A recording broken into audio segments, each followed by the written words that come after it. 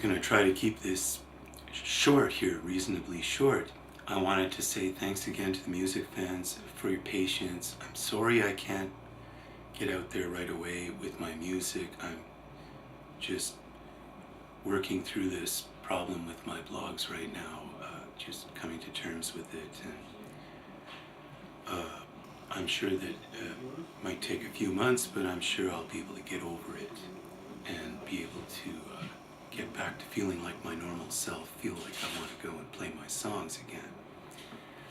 And in the meantime, I can create new work, so it won't be a total loss or anything.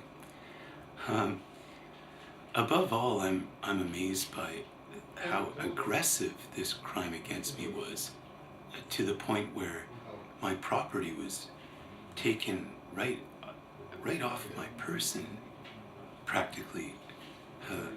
Someone swiped my book of cartoons, my sketchbook with my original cartoons in 2007, swiped it right off the table that I was sitting, where I was sitting in this cafe. They just came right up to my table and swiped it, and I thought they were joking, and before I knew it, they were gone.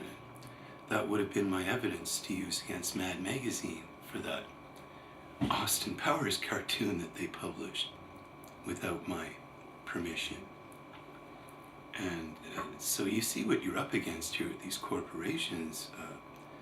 It's really amazing that they support this kind of aggressive crime against artists, but it seems that they did in my case, because, you know, all these people who came up and stole my things, stole my cassette of songs, 3 hours of 3-minute songs, things like that.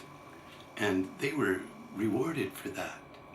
They were rewarded for that by being turned into stars on the radio and on the TV.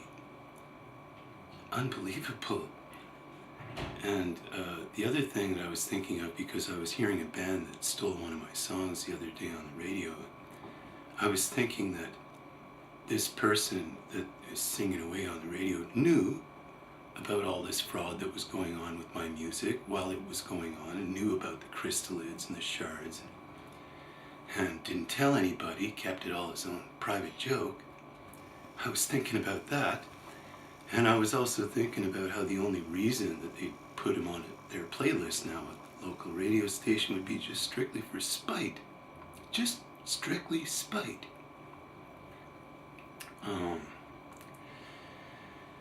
But I've got some good new songs coming up. I know they sound good so far. I don't know if they will when after I put my vocal over them. But up to this point, anyway, I've developed a couple of new songs, and I'm very happy with the recordings so far.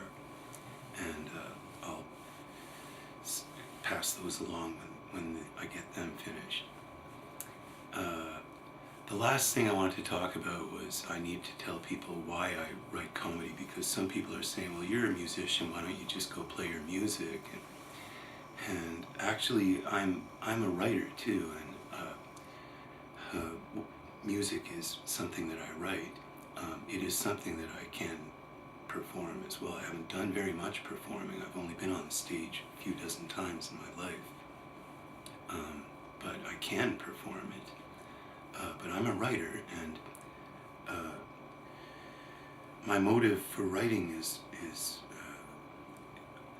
usually it's because I need to share something I feel strongly about, some kind of truth, personal truth that I feel strongly about. And truth can sometimes get you into trouble with people. They don't want to hear the truth. It's maybe too depressing or too disturbing or something like that. But if you phrase it as a kind of work of humor, if you turn it into a joke, then you can actually share your truth and you don't offend anybody.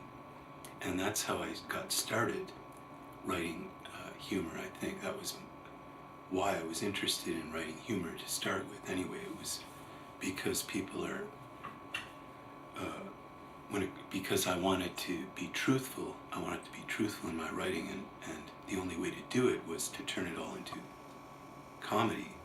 So For instance, if you talk about corporations and how unjust they are, you can really get people depressed, get people even upset.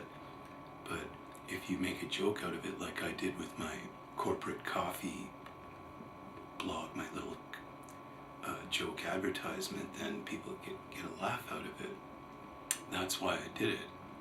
It was more out of an interest to share the truth than it was to be funny.